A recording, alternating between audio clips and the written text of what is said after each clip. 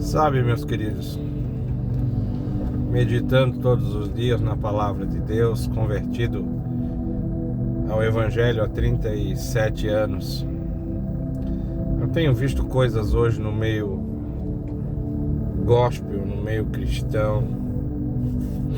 Eu tenho visto líderes assumirem certos comportamentos que eles mesmos há tempos atrás jamais admitiriam posições que eles estão tendo hoje. Jamais. Quando eles amavam ao Senhor, quando eles amavam a palavra de Deus, jamais eles admitiriam que alguém falasse perto deles o que hoje eles pregam.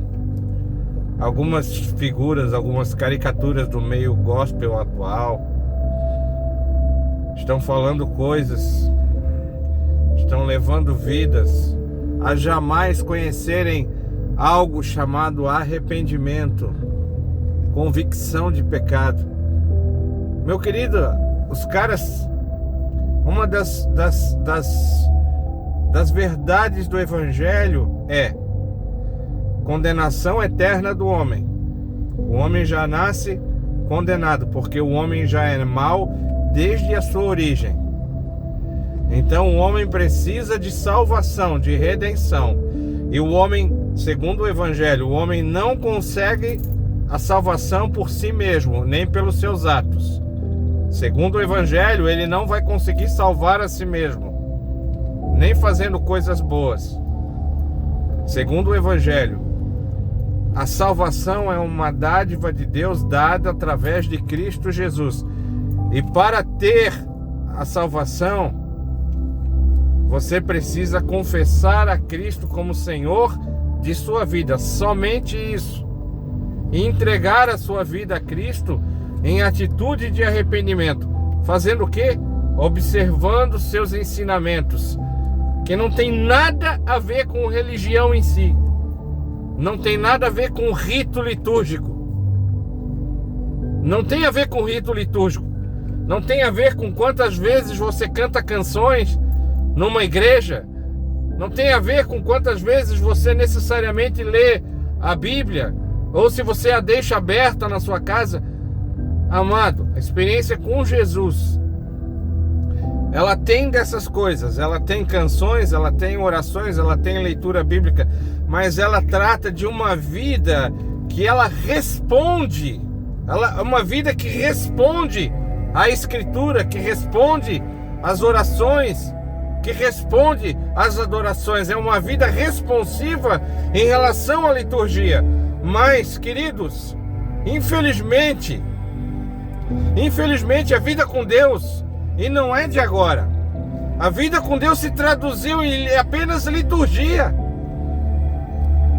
onde as pessoas oram de forma mecânica, cantam de forma mecânica, e até algumas coisas que fazem pelo próximo é de uma forma mecânica. É uma tentativa da pessoa se auto-salvar. Não é o que, queridos? A vida dela não é uma resposta da comunhão verdadeira que ela mantém com o Pai. Ela tenta, através de seus atos, ter relação com Deus, mas ela não entende que ela está tentando, muitas vezes, através de seus ritos mecânicos, através de sua liturgia mecânica, se salvar, ela mesma tentando se salvar.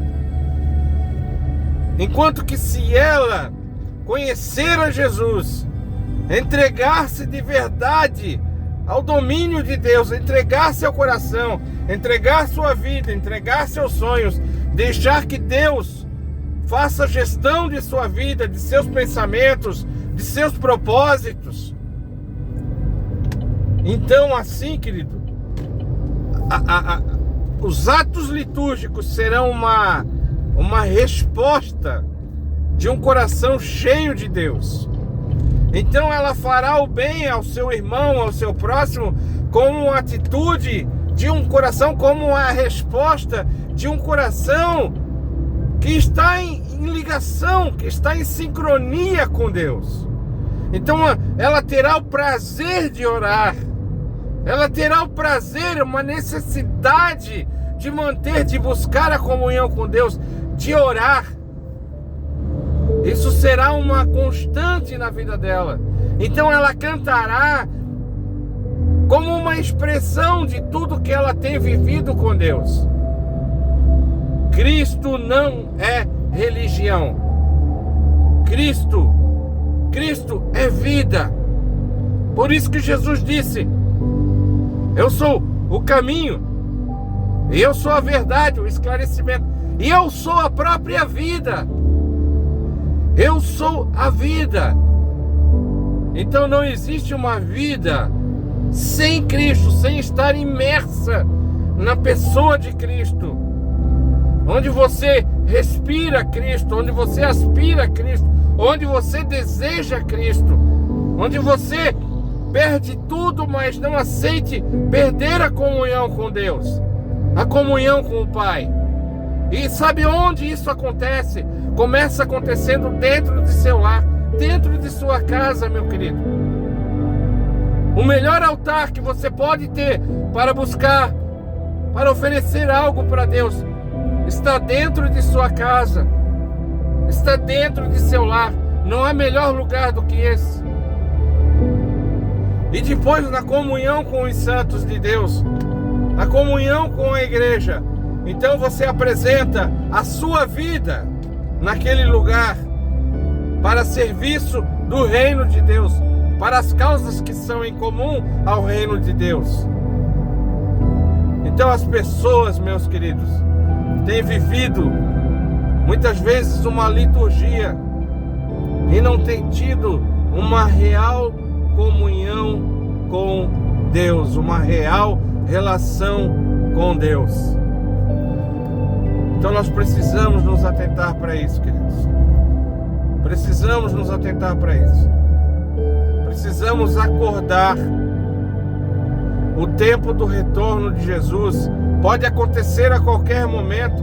Tem pessoas que dizem: porque o terceiro templo tem que ser construído antes que venha. Queridos, Jesus disse em relação ao passado, nos dias de Noé, o tempo foi o tempo necessário para que a arca ficasse pronta.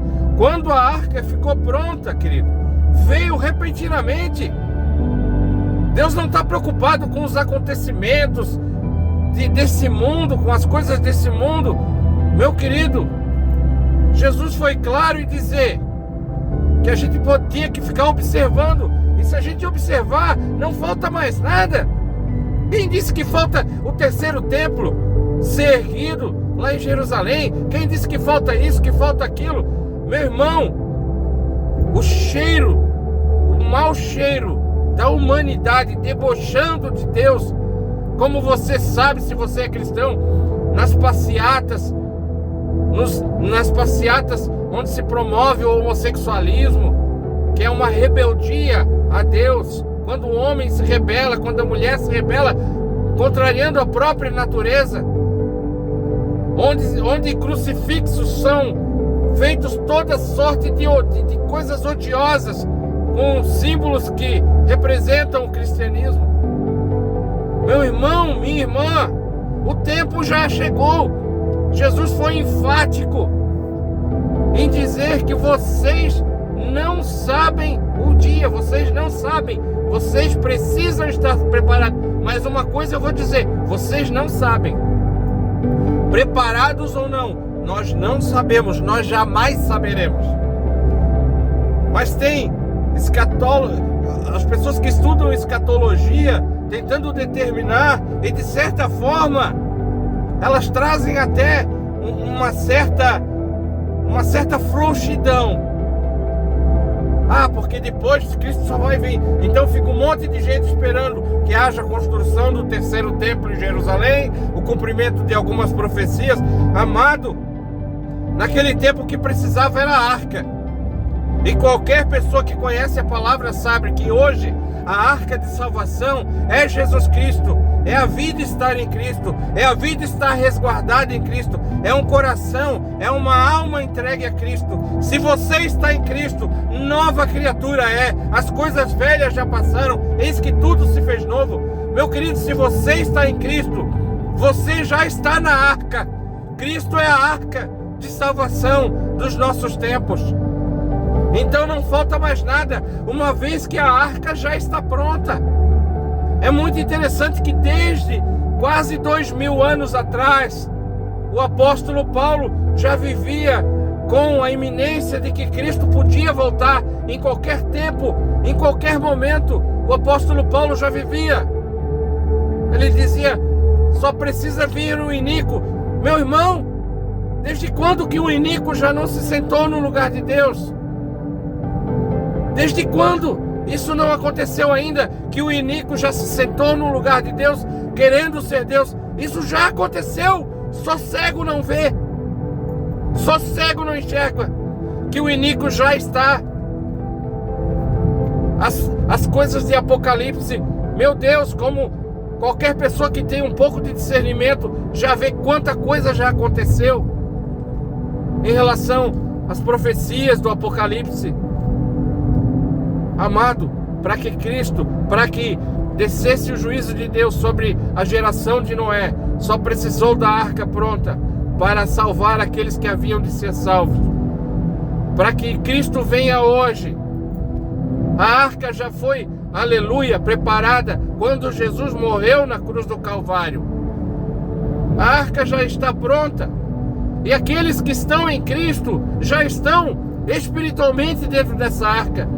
Então não falta mais nada, porque Jesus disse claramente, estarão dois no campo, uma será levada e a outra tirada, estarão dois em outro lugar, um será levado. Então nós seremos surpreendidos pela volta de Jesus. Não pense que a gente pode contar o tempo e dizer que falta algum tempo ainda para Jesus voltar, como muitos têm se enganado. Isso tem enganado muitos corações, que Cristo falta ainda determinado tempo, que Cristo vai voltar só daqui a 10, 20, 30 anos. Não se engane. A arca já está pronta. Cristo já fez tudo o que tinha que ser feito. O Evangelho é pregado aos 4 tempos. Há mais de 2000 anos que o Evangelho é pregado. Tem lugares que dizem assim, lá ninguém conhece o Evangelho. Querido, não tenha noção que o Evangelho já passou muitas vezes pela Índia. O Evangelho já passou por tantos lugares. O Evangelho já passou por tantos lugares que você nem imagina. Pessoas que simplesmente abriram mão do Evangelho. Países onde o islamismo hoje reina. E no passado já teve gente que pregou o Evangelho lá. Eles rejeitaram. Jesus disse, onde vocês receberem, amém. Se não receberem, sacudam o pó dos vossos pés. Então teve lugar que já teve homem e mulher de Deus pregando o Evangelho. E lá não foi. Hoje não sabem, não escutam o Evangelho, porque rejeitaram no passado. Não se faça de inocente. Não se faça de inocente. Não falta nada para que Jesus venha buscar aqueles que são seus. Preste muita atenção, esteja atento, esteja ligado. Jesus está voltando. Afie sua relação com Deus, estreite seu relacionamento com o Senhor. Prepare-se para não ser pego de surpresa na sua relação com Deus.